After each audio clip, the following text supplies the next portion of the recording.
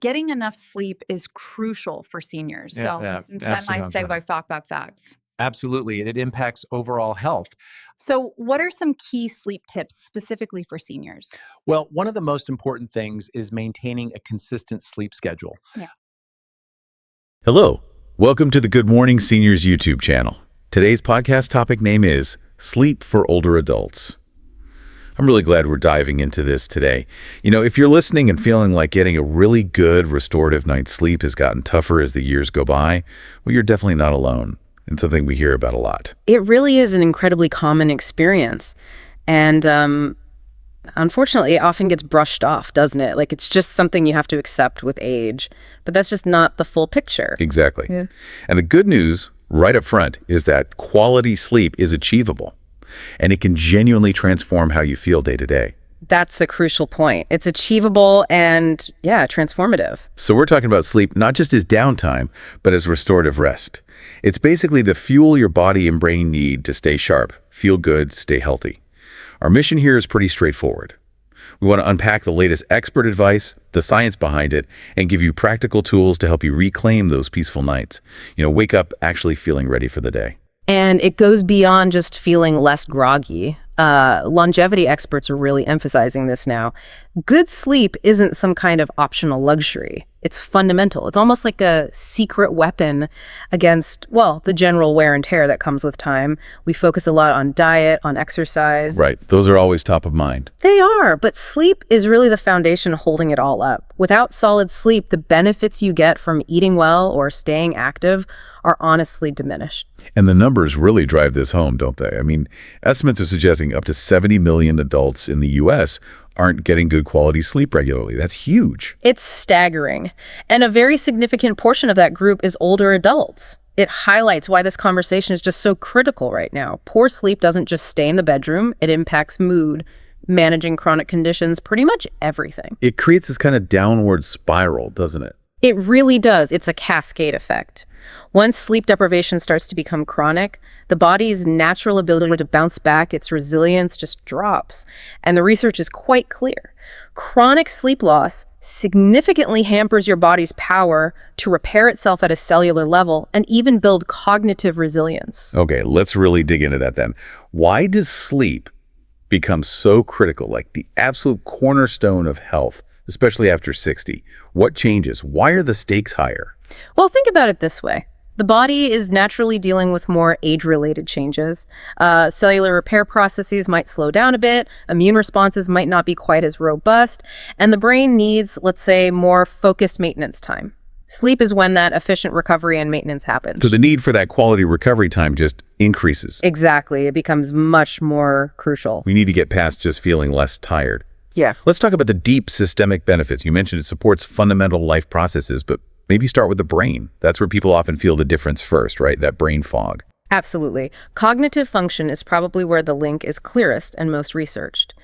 Major health institutes consistently point out how good sleep directly supports things like learning new information, locking of memories, speeding up your reaction time, and even your ability to solve problems creatively. It's the powerhouse for your daytime mental performance. I like that idea you've mentioned before, sleep as the brain's housekeeper. Can you expand on that? For someone dealing with that frustrating brain fog, what's actually happening during that cleanup? That's a great way to put it. And it's not just a light dusting. It's a really active, vital cleansing process. Scientists talk about the glymphatic system, which sort of kicks into high gear during deep sleep. Lymphatic system. Okay. Yeah, it essentially flushes out metabolic waste products that build up in the brain while you're awake. And these aren't just random bits. They include potentially harmful proteins like amyloid beta, which many people now know is linked to cognitive issues down the line. So if you don't get enough sleep or enough deep sleep, that waste just hangs around. That's exactly it. The cleanup crew doesn't get to finish the job. When that process is cut short night after night, these toxins accumulate.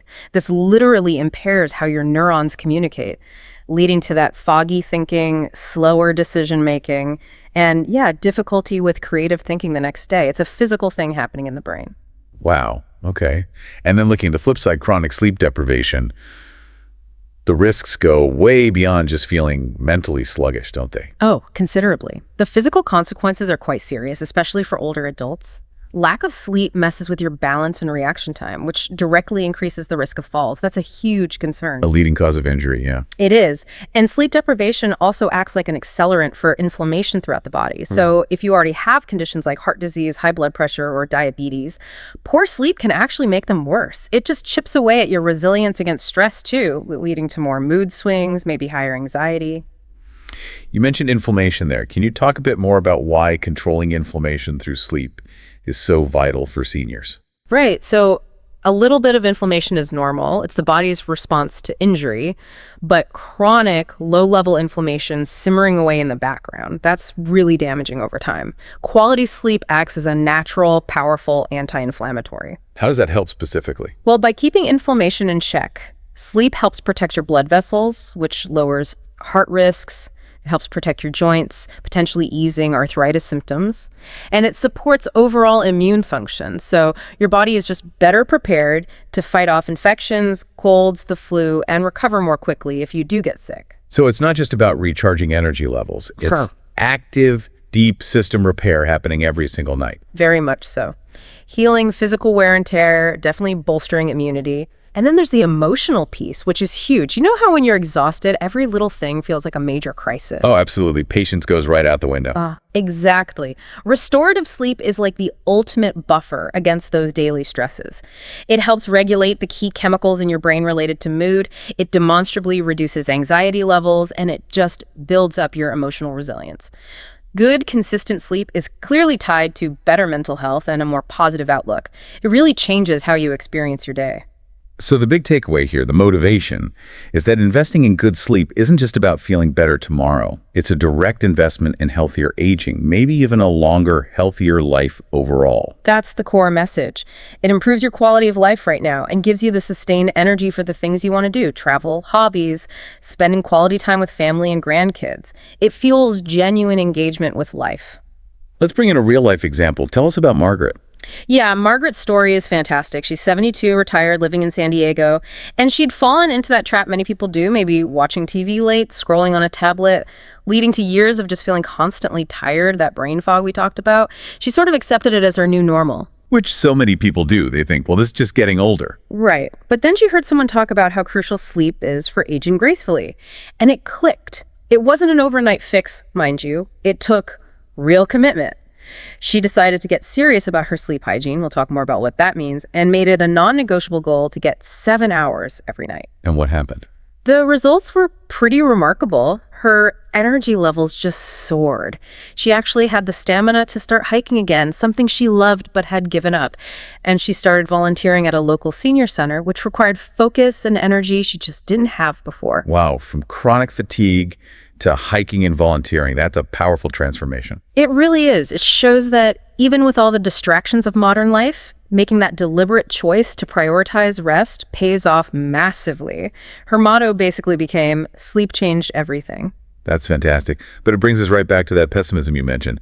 Someone hears Margaret's story and thinks, great for her, but my sleep is terrible, and that's just how it is now.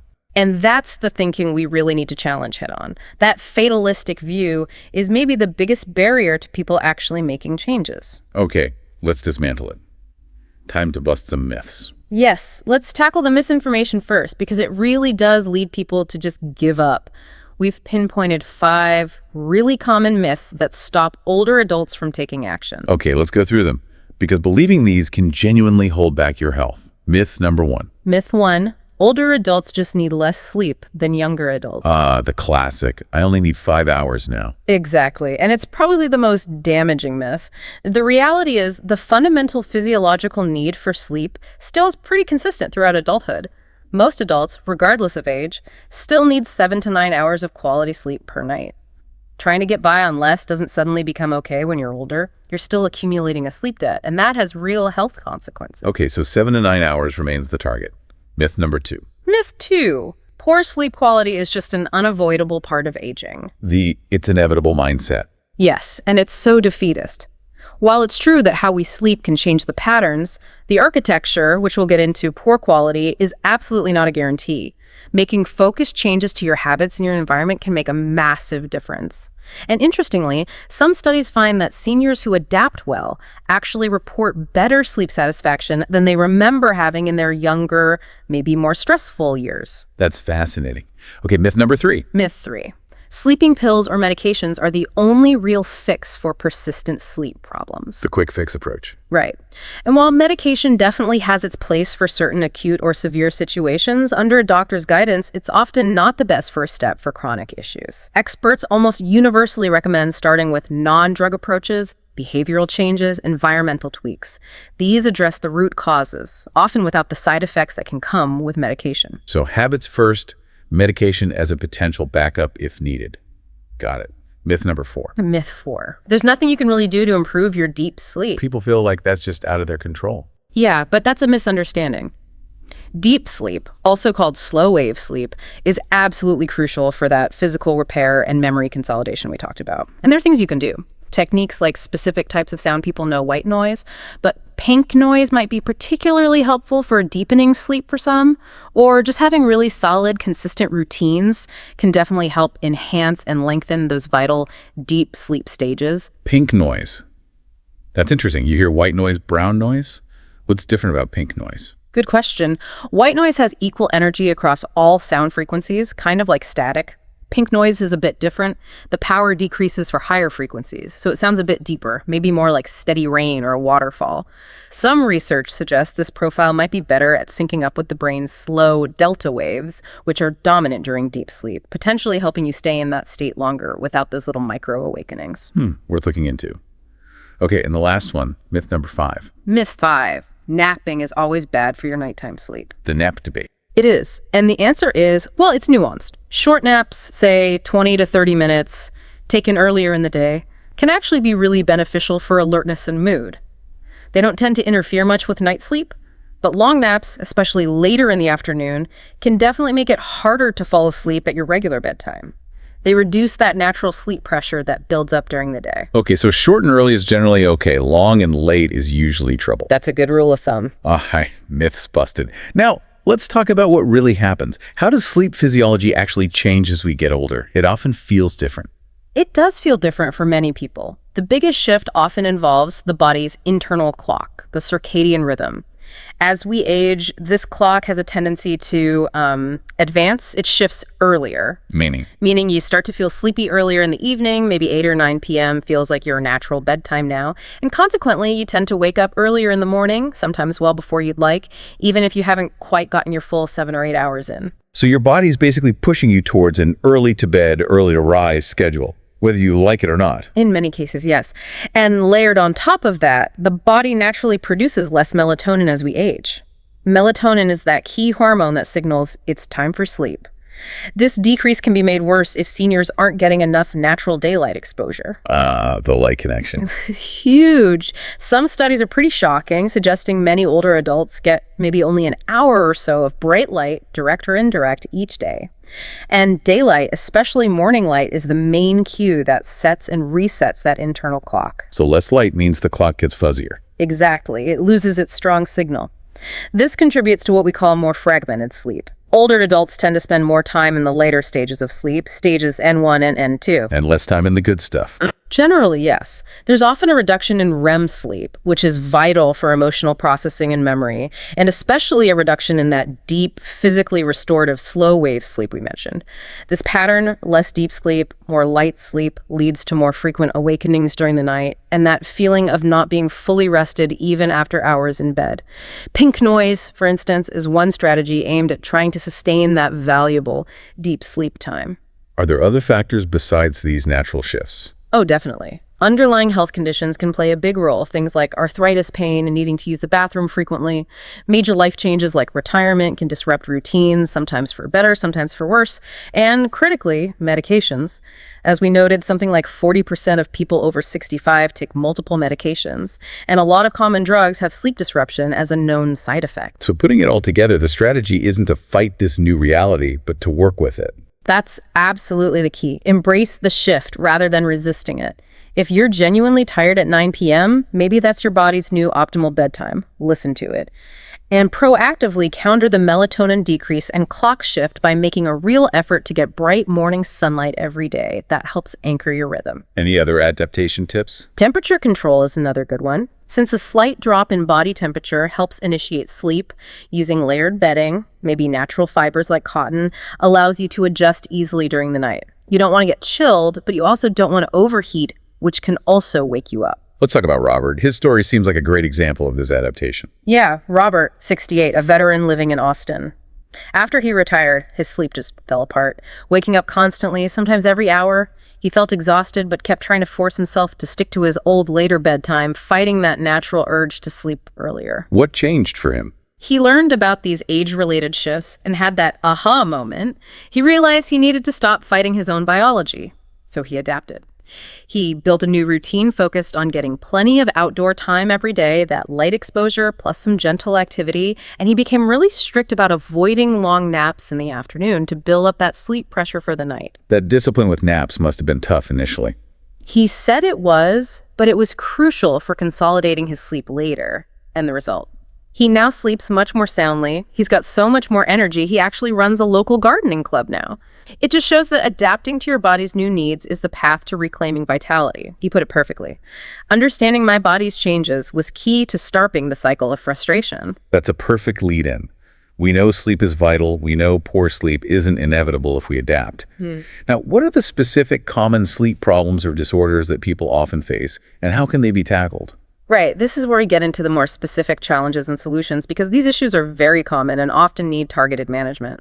And the numbers are pretty stark here. Estimates suggest anywhere from 40 to 70% of older adults deal with chronic sleep problems that really affect their quality of life. What's at the top of the list? Insomnia is definitely the most common complaint. We're talking nearly half, maybe 50% of adults over 60 experiencing some form of it. That could be trouble falling asleep initially, difficulty staying asleep through the night, or waking up way too early and not being able to get back to sleep, leaving you short of that needed 7+ hours. Beyond just difficulty sleeping, there are actual physical conditions too, right? Like sleep apnea. Yes, and sleep apnea is a major one, often underdiagnosed. This involves repeated pauses in breathing while you sleep.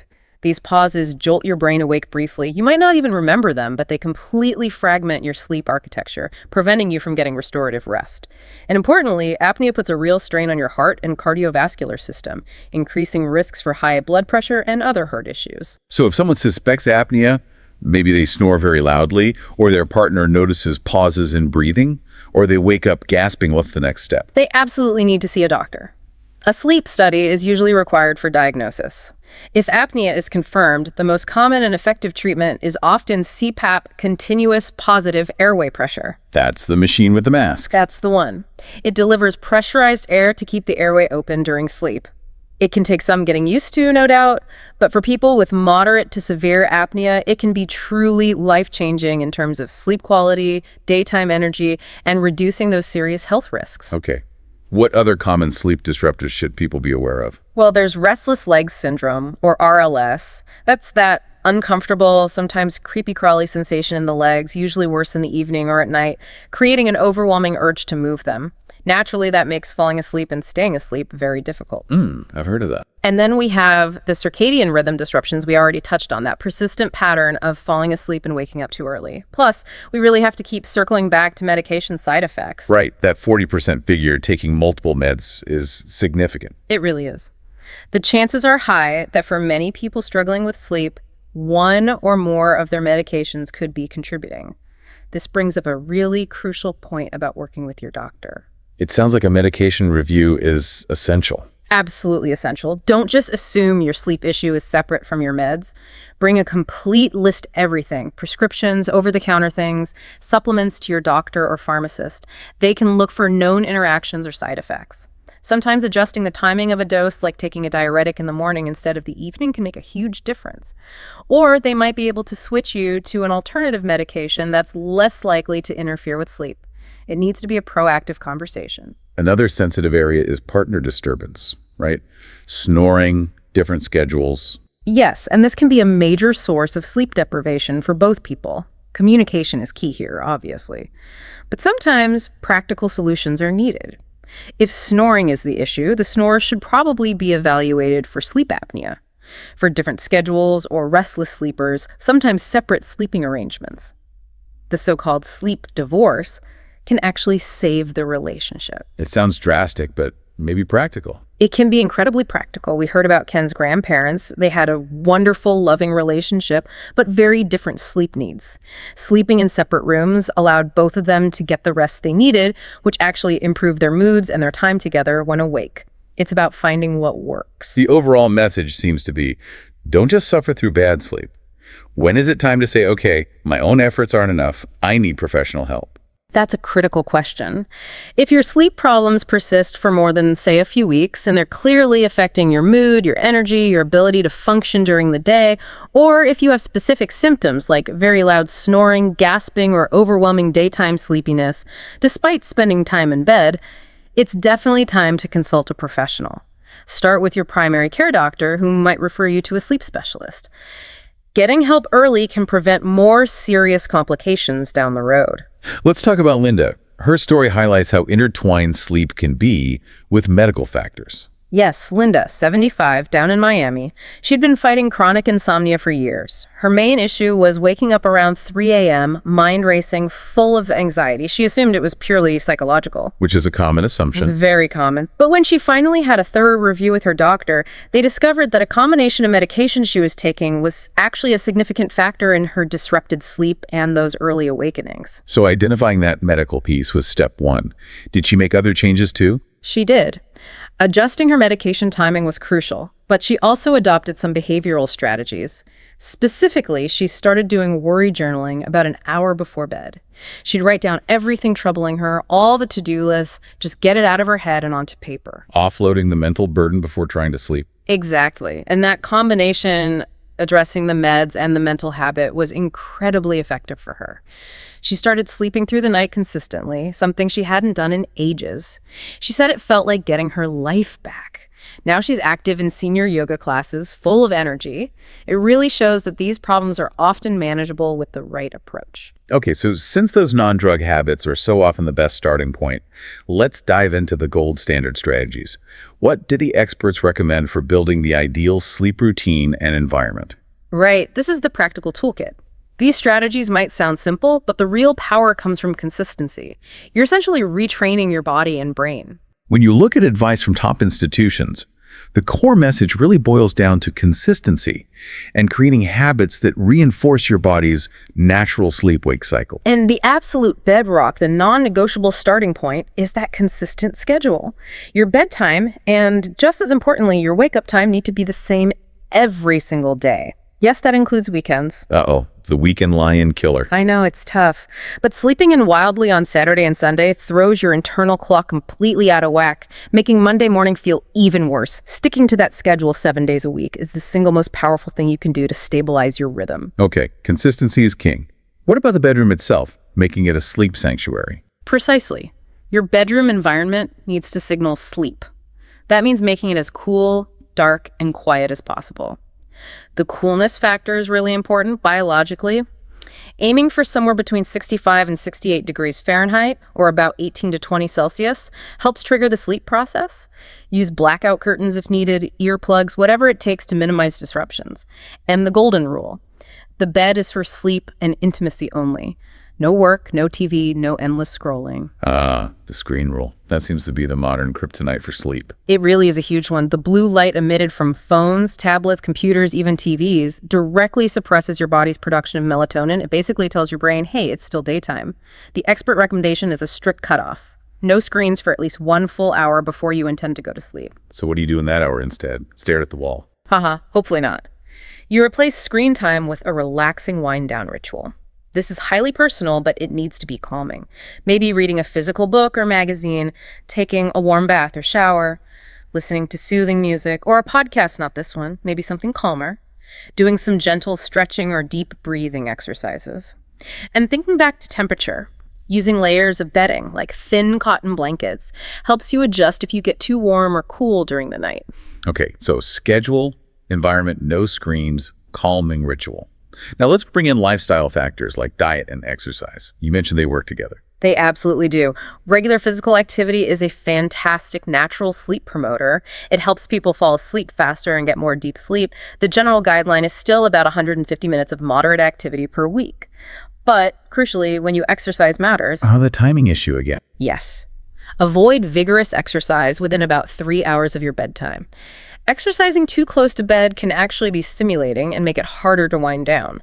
Morning or afternoon workouts are generally best, and it doesn't have to be intense. Things like brisk walking, swimming, yoga, tai chi are all excellent choices. And what about diet? Beyond just avoiding caffeine late in the day. Diet plays a big role too. Try to finish your evening meal at least 3 to 4 hours before you plan to sleep. Heavy, rich, or spicy meals late at night can cause indigestion and interfere with sleep. Obviously, limit caffeine afternoon and be mindful of alcohol in the evening. While it might make you feel sleepy initially, alcohol actually fragments your sleep later in the night, especially reducing REM sleep. What about hydration? Drink lots of water, But try to front-load your fluids earlier in the day. Drinking a lot right before bed is a sure recipe for multiple nighttime bathroom trips, which definitely disrupts sleep. Stay hydrated, just be strategic about timing.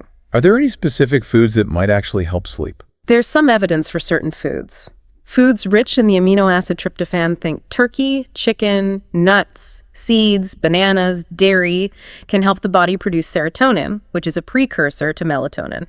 Some studies also point to tart cherries or tart cherry juice and nuts like walnuts and almonds, as they contain some natural melatonin themselves.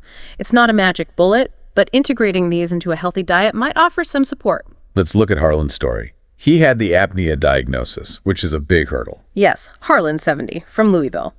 Getting diagnosed with sleep apnea can feel pretty daunting, but he's a great example of a multi-pronged approach. He diligently used his CPAP machine, which was necessary, but he didn't stop there. He also committed to those foundational habits, setting a strict bedtime ritual, making sure his bedroom was cool and dark. So the CPAP plus the habits. Exactly. And that combination made a huge difference. His sleep quality improved dramatically, his energy levels surged. He's now able to go on these long fishing trips with his grandkids, something he was simply too tired for before. It shows that even with a diagnosed condition, optimizing your habits is still incredibly beneficial. And Elena's story shows how simpler changes can work too, especially with hormonal shifts like menopause. Right, Elena, 67, from Brooklyn. She'd struggled with that classic middle-of-the-night waking insomnia after menopause. Instead of jumping to medication, she focused on 2 key lifestyle changes: adding a brisk walk to her morning routine consistently, and deliberately eating lighter dinners earlier in the evening. And that was enough. For her, it made a significant difference. Her sleep improved, the insomnia faded. Now she's got the energy for salsa dancing classes.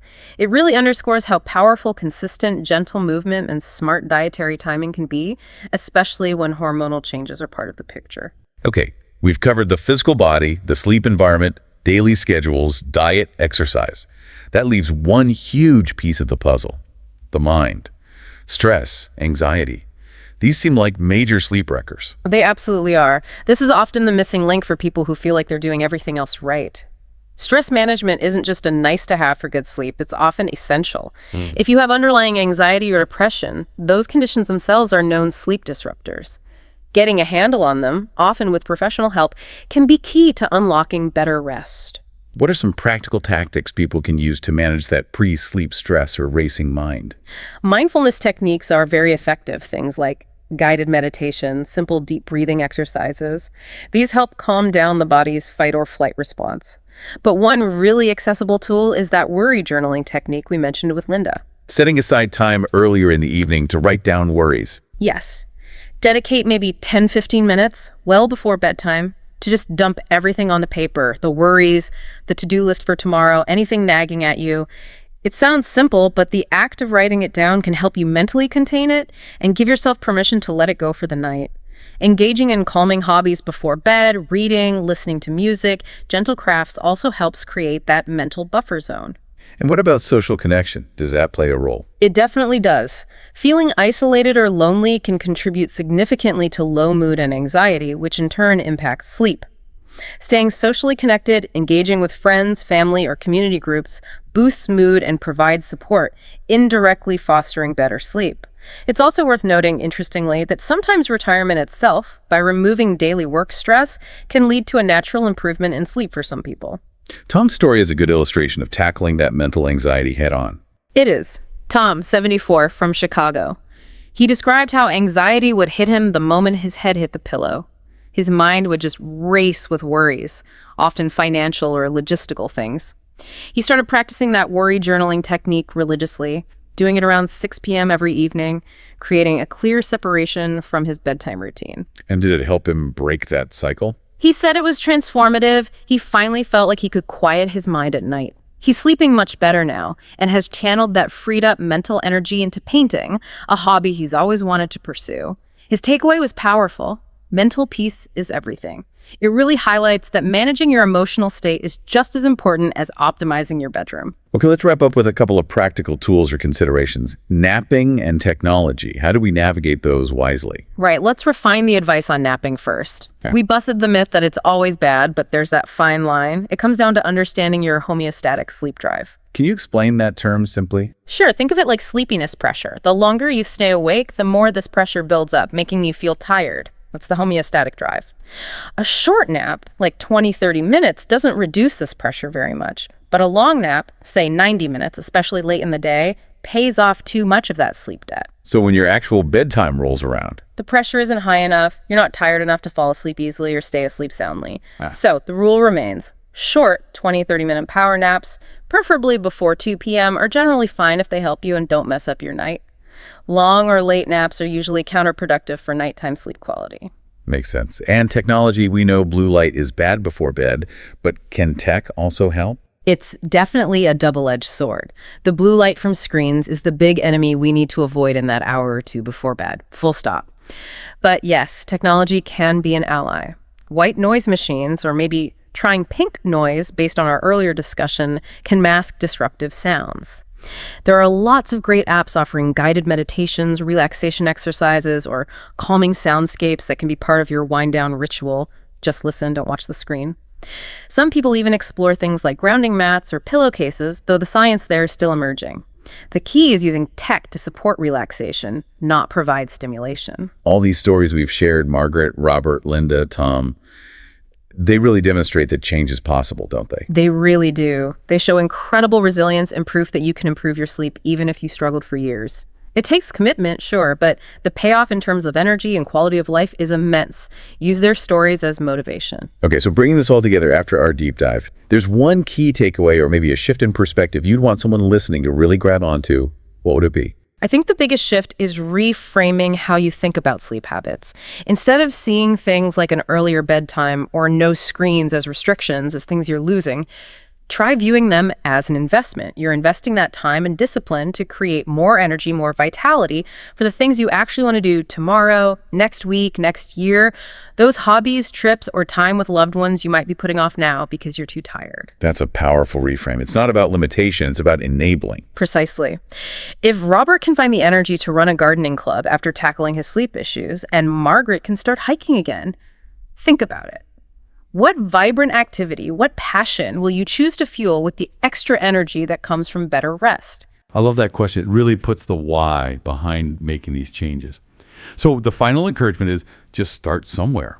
Pick one thing from our discussion today. Maybe it's getting that morning sunlight. Maybe it's trying the worry journal. Maybe it's just setting a consistent bedtime tonight and build from there. You absolutely are capable of achieving restful nights and enjoying more vibrant days. Make sure to like, share, and subscribe to the Good Morning Seniors YouTube channel for more deep dives into health and wellness.